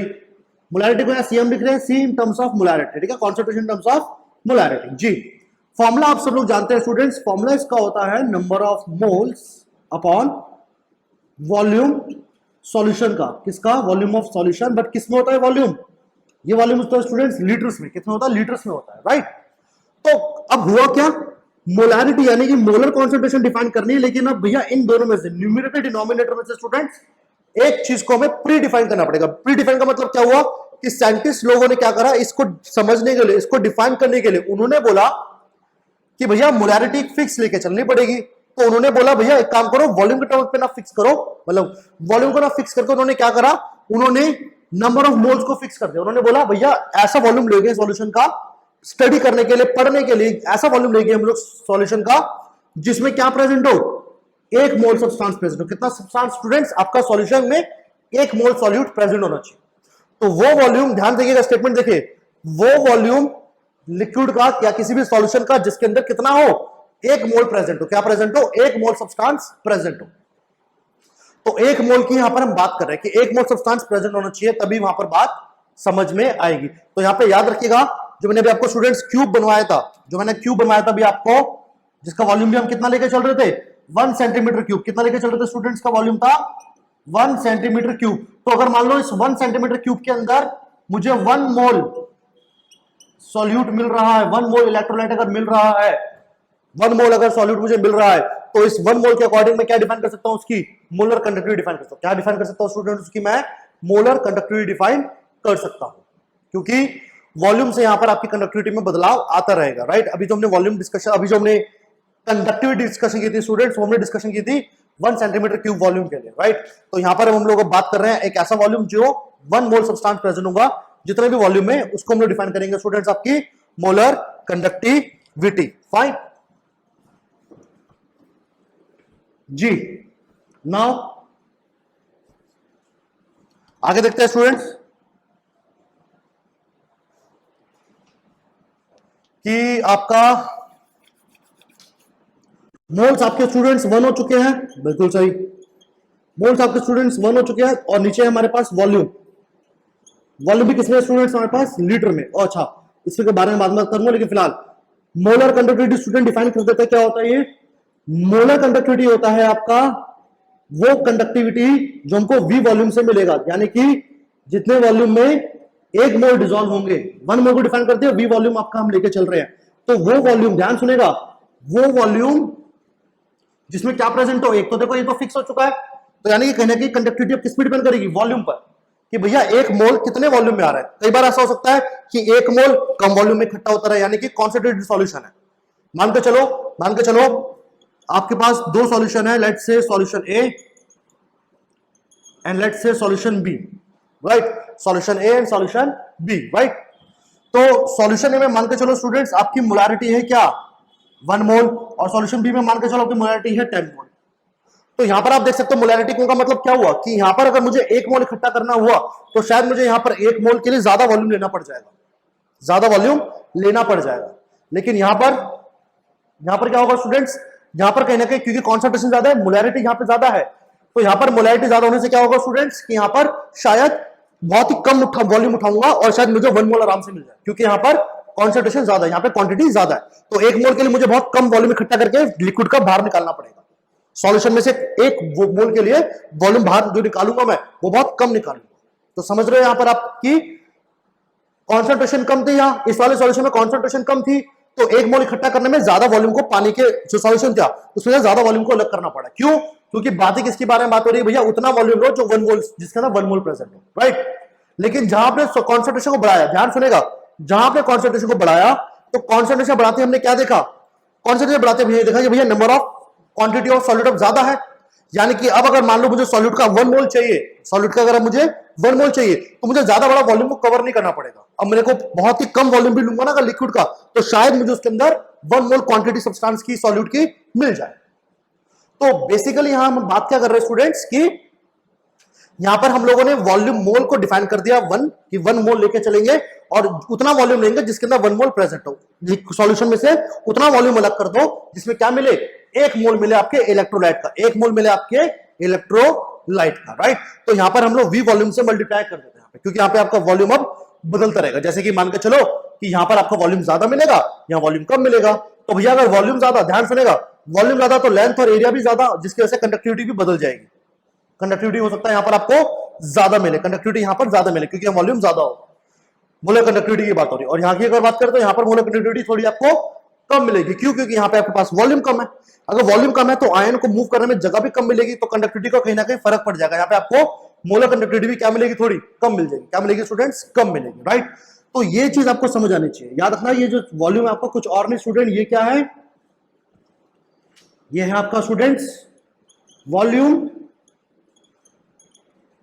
Containing 1 mole of electrolyte. आपका एक ऐसा वॉल्यूम जिसमें 1 मोल इलेक्ट्रोलाइट प्रेजेंट है, वो यहां पर आपका स्टूडेंट डिफाइन होता है वी वॉल्यूम्स, राइट। और ये आपका स्टूडेंट्स क्या है, ये आप लोगों का है स्टूडेंट्स आपका सिंबल मोलर कंडक्टिविटी का। ये आपका सिंबल है स्टूडेंट्स मोलर कंडक्टिविटी का, फाइन। तो इतनी बात समझ आती है आप लोगों को, सभी को? बिल्कुल।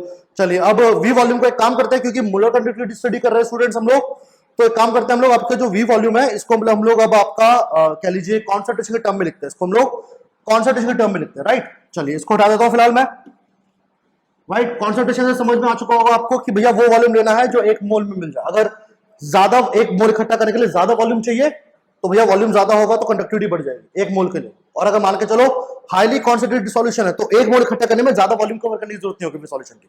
थोड़ा सा वॉल्यूम भी बाहर निकालोगे तो उसमें 1 मोल सब्सटेंस मिल जाएगा आपको, राइट। तो वॉल्यूम कम हो जाएगा तो कंडक्टिविटी आपकी कम रहेगी, फाइन। चलिए चलिए स्टूडेंट्स अब हम लोग देखते हैं कि मोलैरिटी को जो हम डिफाइन करते हैं, यहां देखिए सब लोग ध्यान से जरा, कि मोलैरिटी को इस बार हम लोग Cm लिखेंगे, that is concentration in terms of molarity, that is Cm, right. और आप जैसे कि जानते हैं स्टूडेंट्स की मोलैरिटी का फॉर्मूला होता है आपका नंबर ऑफ मोल्स, जो कि यहां पे इलेक्ट्रोलाइट्स के होंगे, डिवाइडेड बाय वॉल्यूम, वो भी किसका स्टूडेंट्स? सॉल्यूशन का, बट किसमें? लीटर्स में। किसमें स्टूडेंट्स? लीटर्स में, राइट। सो जैसे कि हम लोग जान चुके हैं कि फॉर्मूले के अकॉर्डिंग स्टूडेंट्स जो नंबर ऑफ मोल्स है वो 1 है। सो इस बार हमारा न्यूमरेटर वाला टर्म 1 हो जाएगा, जिसके चलते स्टूडेंट्स हमारा ये फॉर्मूला बन जाएगा 1 अपॉन में volume of solution in litres, right. Volume of solution in litres, right. Volume को हम लोग यहां ले आते हैं, वॉल्यूम को हम लोग स्टूडेंट दूसरी तरफ ले आते हैं, तो फॉर्मूला बन जाएगा 1 अपॉन में Cm, 1 मोल अपॉन में Cm। अब देखिए इसको समझने का एक और बहुत आसान और बहुत सरल तरीका स्टूडेंट्स ये है कि ये जो आपका वॉल्यूम है, कि स्टूडेंट्स ये वॉल्यूम जो है आप लोगों का, ये है कितने का वॉल्यूम, किसमें? ये लीटर्स में। कितना है इसमें स्टूडेंट्स? लीटर। यानी कि 1 अपॉन Cm जो मुझे यहां मिल रहा है, इसका वॉल्यूम है लीटर्स में। और अगर स्टूडेंट्स अब इस लीटर को, क्योंकि यहां वॉल्यूम किसमें लिया हुआ है? ml में लिया हुआ है, बिल्कुल। तो अब अगर इस लीटर को ml बनाना चाहते हैं हम, तो क्या करना पड़ेगा? अब इस लीटर को ml बनाने के लिए क्या करेंगे? दूसरी तरफ ले जाकर 1000 से मल्टीप्लाई करूंगा, तभी तो ml बनेगा। बनेगा कि नहीं बनेगा स्टूडेंट्स? बिल्कुल। तो एज यू कैन सी कि यहां पर हमें अपने 1 अपॉन Cm को 1000 से मल्टीप्लाई करना पड़ेगा, तभी हमारा वॉल्यूम लीटर से किसमें बन जाएगा? mls में। किसमें बनेगा स्टूडेंट्स? mls में, राइट।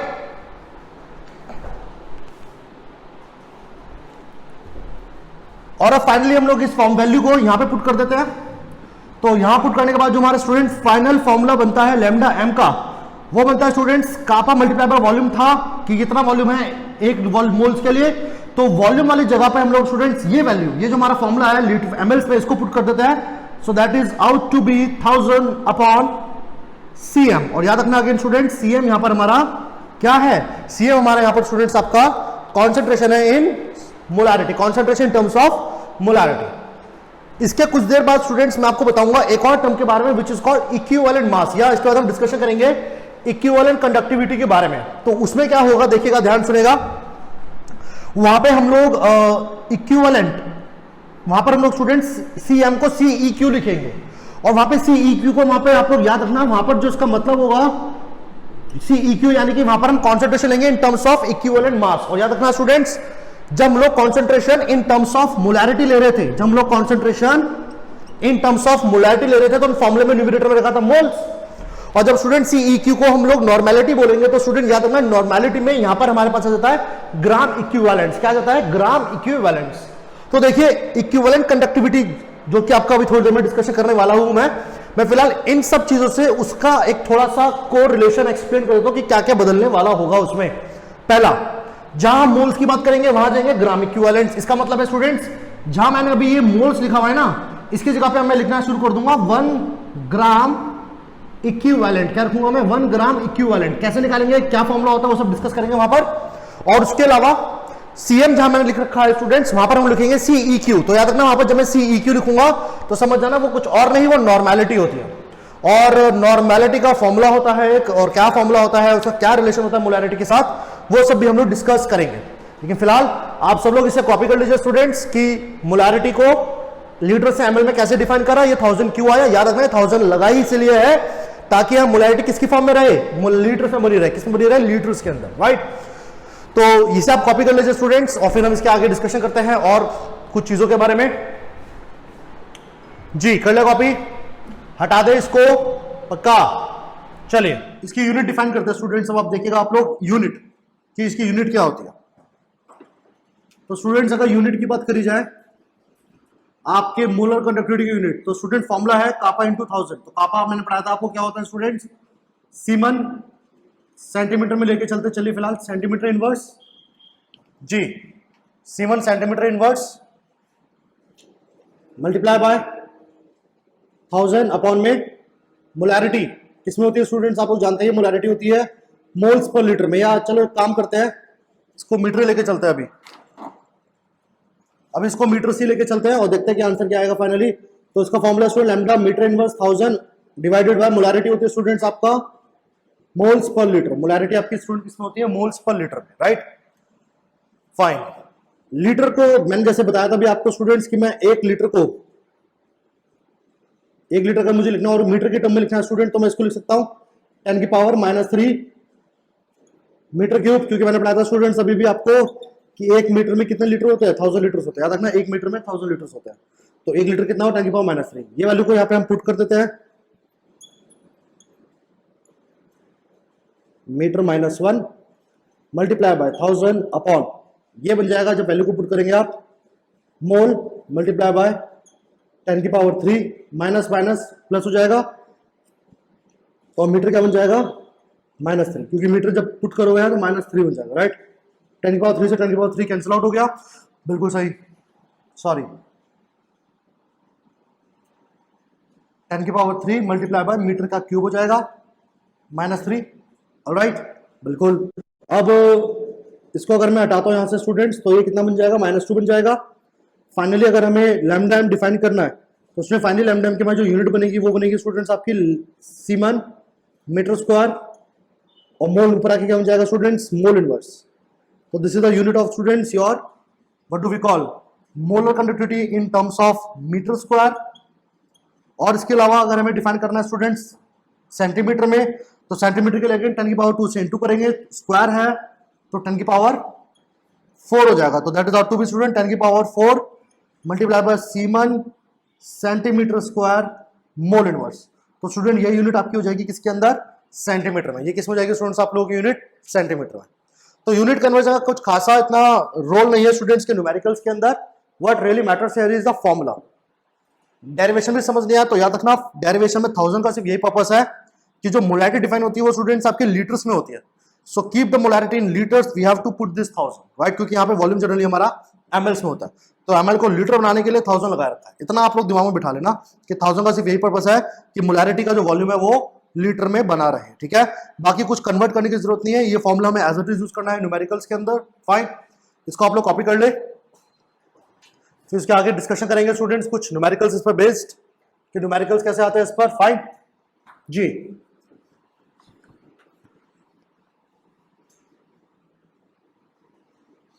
चलिए स्टूडेंट्स अब मोलर कंडक्टिविटी से स्टूडेंट एक मिलती जुलती एक और टर्म पढ़ लेते हैं, कुछ खास चेंजेस है नहीं उसके अंदर। The term so called equivalent conductivity, जी हाँ, the term so called equivalent conductivity, जिसको हम लोग स्टूडेंट्स लैम्डा इक्यू बुलाते हैं। देखिएगा, मोलर कंडक्टिविटी में हमने जो क्वांटिटी ली थी, हमने जो वॉल्यूम लिया था स्टूडेंट्स में क्या था, हमने वो वॉल्यूम लिया था जिसके अंदर 1 मोल प्रेजेंट था। लेकिन इसमें जो फर्क होगा वो यही फर्क होगा कि 1 मोल की जगह हम लोग लेके चलेंगे स्टूडेंट अब 1 ग्राम इक्विवेलेंट। क्या लेके चलेंगे स्टूडेंट्स? 1 gram equivalent. यानी कि क्या है ये? It is the conductance offered by all the ions produced from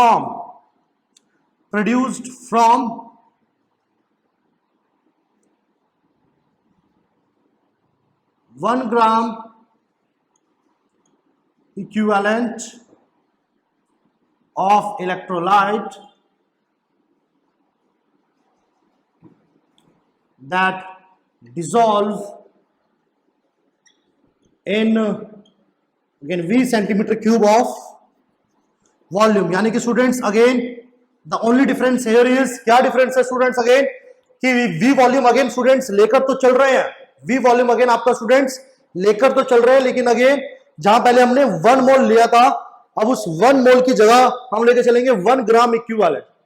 यानी कि खाली क्वांटिटी को मेजर करने का तरीका बदल चुका है, बाकी जो क्वांटिटी है, बाकी जो फंडामेंटल है वो जो है लगभग आपके सेम है। वो क्या है स्टूडेंट? लगभग सेम है, राइट।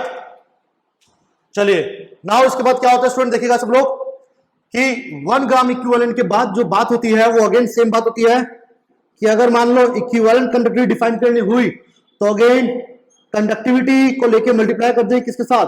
वॉल्यूम के साथ, उस वॉल्यूम के साथ जिसमें क्या प्रेजेंट होगा? लगभग 1 ग्राम इक्विवेलेंट। जी हाँ, तो स्टूडेंट्स अगेन कहानी लगभग यहां सेम रहेगी। द ओनली डिफरेंस हेयर, सब कुछ सारा डेरिवेशन वगैरह सब कुछ सेम रहेगा students. The only difference here is कि अब हम लोग जो कॉन्सेंट्रेशन लेंगे वो इन टर्म्स ऑफ मोलैरिटी ना लेकर के किसकी टर्म्स में लेंगे? इक्विवेलेंट मास की फॉर्म में। इक्विवेलेंट मास का मतलब नॉर्मेलिटी की बात हो रही है स्टूडेंट्स। इसका मतलब क्या हुआ स्टूडेंट? 1 ग्राम इक्विवेलेंट का मतलब है कि अब क्वांटिटी जो है 1 ग्राम इक्विवेलेंट ली जाएगी। और 1 ग्राम इक्विवेलेंट क्या होता है? यहां देखिएगा आपका ग्राम इक्विवेलेंट क्या होता है स्टूडेंट्स? 1 ग्राम इक्विवेलेंट ये होता है स्टूडेंट्स आपका ग्राम्स ऑफ सब्सटेंस, जिस सब्सटेंस का आप अमाउंट की बात कर रहे हो वो उसका अमाउंट डिवाइडेड बाय आपका what do we call? Divided by its equivalent mass. उसके इक्विवेलेंट मास से हम जब डिवाइड करते हैं तो उसके आपके ग्राम इक्विवेलेंट्स आ जाते हैं। उसके क्या आ जाते हैं स्टूडेंट्स? ग्राम इक्विवेलेंट्स आ जाते हैं। तो किसी भी सब्सटेंस का वेट ले लीजिए और उसको डिवाइड कर दो इक्विवेलेंट मास से, तो आपका स्टूडेंट ग्राम इक्विवेलेंट डिफाइन हो जाता है। फाइन, तो this is how we define gram equivalent mass, और यहां पर हम लोग उसी के बारे में यहां बात कर रहे हैं, right. Now the only difference here is कि अगर मान के चलो इसकी हम यूनिट भी डिफाइन करें तो डेरिवेशन तो सेम रहेगा यूनिट का, but the only difference is कि यूनिट अब जहां पहले मोल इनवर्स आता था, अब उसकी जगह स्टूडेंट्स क्या आ जाएगा आप लोगों का? Equivalent inverse. क्या आ जाएगा स्टूडेंट्स आप लोगों का? Equivalent inverse. क्योंकि अब क्वांटिटी हम इक्विवेलेंट्स में लेके चलेंगे। किस में लेके चलेंगे? इक्विवेलेंट्स के अंदर। फाइन, तो ये आपका बन जाएगा 1 siemens centimetre square equivalent inverse, या फिर अगर आप इसी चीज को सेंटीमीटर में बनाएंगे स्टूडेंट, तो सेंटीमीटर में क्या बन जाएगा? ये आपका 10 की पावर 4 बन जाएगा। ये क्या बन जाएगा स्टूडेंट्स आप लोगों का? 10 की पावर 4। तो ये यूनिट कन्वर्जन आप लोग याद रखिएगा, इसका रिवर्स भी पॉसिबल है। अगर 1 सेंटीमीटर स्क्वायर बनाओगे तो 4 यहां पर आके क्या बन जाएगा? 10 की पावर -2। तो ये आपकी एक स्टैंडर्ड यूनिट होती है इक्विवेलेंट कंडक्टिविटी की। किसकी स्टूडेंट्स? इक्विवेलेंट कंडक्टिविटी की। फाइन, तो that's how we define the equivalent conductivity. और इक्विवेलेंट कंडक्टिविटी का रिलेशन भी होता है स्टूडेंट एक आपका मोलर कंडक्टिविटी से, और वो रिलेशन कैसे निकालते हैं याद रखिएगा। याद रखिए सब लोग स्टूडेंट्स, आप ये कह लीजिए कि बात हो रही है यहाँ पे नॉर्मेलिटी, क्योंकि इक्विवेलेंट मास नॉर्मेलिटी में लेते हैं हम लोग। तो स्टूडेंट याद रखना, नॉर्मेलिटी जो होता है ना आपका स्टूडेंट्स, वो होता है आपका molarity multiply by n factor. N factor निकालना सिखाया मैंने आपको स्टूडेंट्स पहले वीडियो लेक्चर में। तो एन फैक्टर आपका वहां पर कैलकुलेट करना होता है। तो नॉर्मेलिटी आपको क्या होता है student? M multiply by n factor. तो इस वैल्यू से हम लोग आपका कोरिलेट भी कर सकते हैं इन दोनों क्वांटिटीज को। फाइन, तो कैसे क्वांटिटी को रिलेट करेंगे वो सब चीजें हम लोग न्यूमेरिकल में भी देख सकते हैं हम लोग, या अगर मैं रिलेशन निकालूं इन दोनों का, अगर मैं यहां रिलेशन निकालूं इन दोनों का स्टूडेंट्स, तो रिलेशन बनता है relation between molar conductivity and equivalent conductivity. Molar conductivity का फॉर्मूला था हमारे पास कंडक्टिविटी मल्टीप्लाई बाय 1000 अपॉन में CEQ को भी हम लोग स्टूडेंट्स, अगर मैं इसको मान लो इस क्वांटिटी को स्टूडेंट, इस कॉन्सेंट्रेशन को, क्योंकि ये कॉन्सेंट्रेशन नॉर्मेलिटी में आएगी, ग्राम इक्विवेलेंस का मतलब नॉर्मेलिटी में आपके पास कुछ वैल्यू आपको मिलेगी, ठीक है। तो आप लोग ये कर सकते हैं स्टूडेंट्स कि इसकी जगह अगर मान लो नॉर्मेलिटी आप लिखना चाहते हो और अगर इसको आप मोलैरिटी की फॉर्म में लिखना चाहो तो ये बनेगा क्या आपका N मल्टीप्लाई बाय CM, यानी कॉन्सेंट्रेशन टर्म्स ऑफ मोलैरिटी। ये वाला रिलेशन मैंने यहाँ पे पुट कर दिया, राइट। तो यहाँ से स्टूडेंट्स मुझे समझ में आ रहा है कि मेरी जो मोलर कंडक्टिविटी है वो बन जाएगी स्टूडेंट्स आपकी, सॉरी क्या पुट किया था मैंने, अच्छा इक्विवेलेंट कंडक्टिविटी पुट किया था, सॉरी स्टूडेंट इक्विवेलेंट कंडक्टिविटी थी आपकी। तो स्टूडेंट्स इक्विवेलेंट कंडक्टिविटी जो बनेगी यहाँ पर वो क्या बनेगी आप लोगों की students, kappa multiply by 1000 upon में CM, और जो ये 1 अपॉन एन आ रहा है स्टूडेंट्स, इसको मैं अलग से लिख देता हूं 1 अपॉन एन, राइट। तो आप देख सकते हो ये पूरा का पूरा फॉर्मूला स्टूडेंट्स, ध्यान देखिएगा, ये पूरा का पूरा फॉर्मूला आपका स्टूडेंट किसका है, मोलैरिटी का, मोलर कंडक्टिविटी का, किसका स्टूडेंट्स, मोलर कंडक्टिविटी। तो यहां पर हम स्टूडेंट्स कंक्लूड कर सकते हैं that your molar conductivity is n times of equivalent conductivity. याद रखना स्टूडेंट्स, मोलर कंडक्टिविटी, ये n आप यहां लाके मल्टीप्लाई कर दीजिए, और ये फॉर्मूला किसका है, मोलर कंडक्टिविटी का। तो स्टूडेंट n को यहां लाके मल्टीप्लाई करेंगे तो आपका वैल्यू आ जाएगी मोलर कंडक्टिविटी इज n को यहां मल्टीप्लाई कर दो n times of equivalent conductivity. तो यहां से आपको समझ में आ रहा होगा स्टूडेंट्स कि कैसे हम डिफाइन कर रहे हैं और कैसे हम लोग रिलेशन को स्टडी कर रहे हैं इन दोनों के बीच के। Fine, so that's how we define the relation between molar conductivity and equivalent conductivity. Fine, तो फिलहाल इसको आप लोग कॉपी कर लीजिएगा, और कॉपी करने के बाद इस पे जो न्यूमेरिकल्स आते हैं स्टूडेंट्स को डिस्कस करते हैं हम लोग फिलहाल। तो फिलहाल हटा दे जाए इसको, कॉपी कर लीजिए सब लोग, वीडियो पॉज करके फिर इसको रब कर रहे हैं हम लोग, और फिर स्टूडेंट डिस्कस करेंगे इस पर हम numericals. Fine,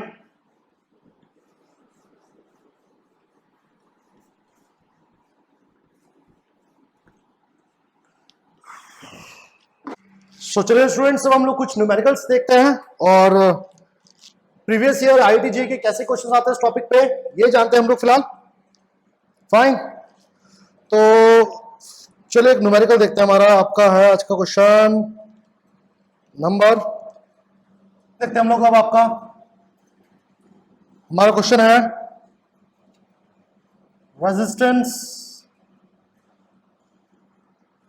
of 0.2 m solution. D option है स्टूडेंट्स हमारे पास 5 × 10⁻², और ये क्वेश्चन है हमारा JEE मेंस 2014 का क्वेश्चन है स्टूडेंट से। ये आपका JEE मेंस 2014 का क्वेश्चन है। सब लोग आप वीडियो को पॉज कर लीजिएगा और पॉज करके इस न्यूमेरिकल को ट्राई करें, फिर उसके बाद इस न्यूमेरिकल को कैसे लगाना है वो मैं आपको बताऊंगा, राइट। तो फिलहाल सब लोग इसे पॉज कर लीजिएगा और इस क्वेश्चन को अटेम्प्ट करें प्लीज। जी सबने ट्राई कर लिया स्टूडेंट्स, देखें आगे, पक्का देखें आगे स्टूडेंट्स। चलिए अब देखिए स्टूडेंट्स, अगर आपको न्यूमेरिकल पढ़ा हो, देखिए स्टूडेंट्स टॉपिक के ऊपर जो क्वेश्चंस आते हैं उनमें न्यूमेरिकल की लैंग्वेज थोड़ी सी चैलेंजिंग होती है, बट कोई बात नहीं, कोशिश करते समझने की कि क्वेश्चन क्या बोल रहा है, राइट। सो स्टूडेंट क्वेश्चन ये बोल रहा है कि दो सॉल्यूशन दिए हुए हमें, सेम इलेक्ट्रोलाइट है, एक की मोलैरिटी है 0.2 और दूसरे की मोलैरिटी है 0.5। पहली बात तो यही है कि क्वेश्चन में दो सॉल्यूशन है, एक की मोलैरिटी ये, एक की मोलैरिटी ये, फाइन, इलेक्ट्रोलाइट सेम है। और अब देखते हैं दोनों सॉल्यूशन क्या क्या गिवन है हमें, राइट।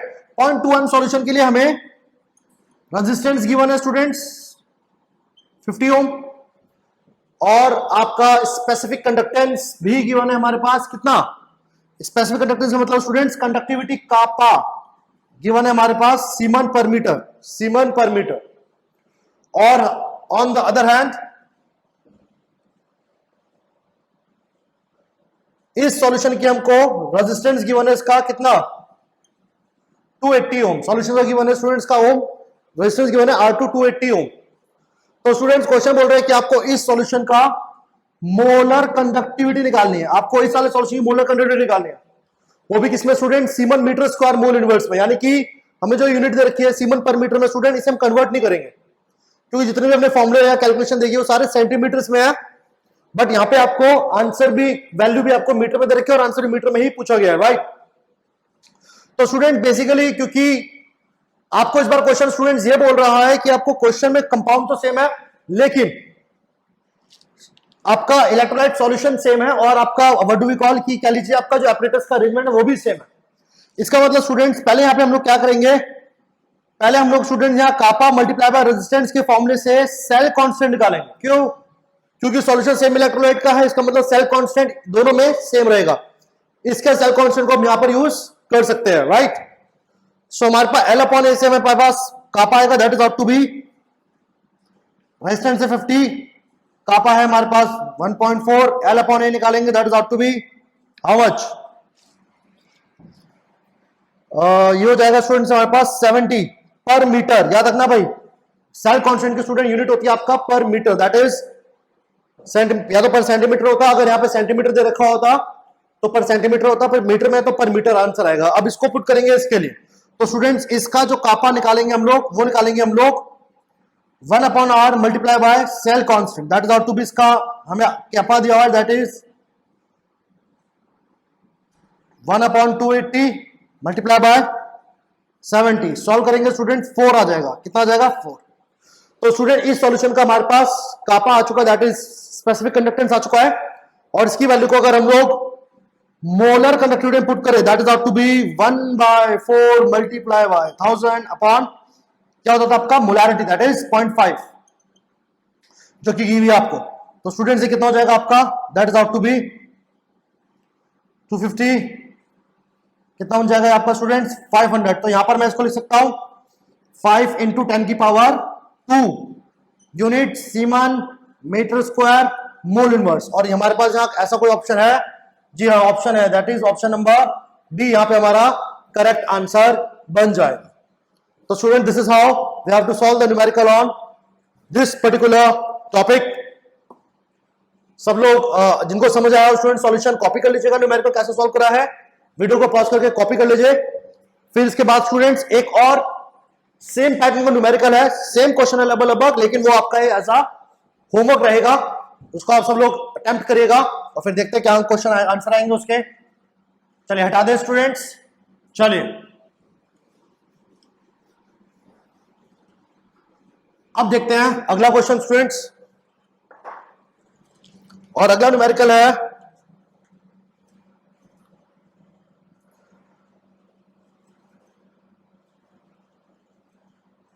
resistance of 0.2 m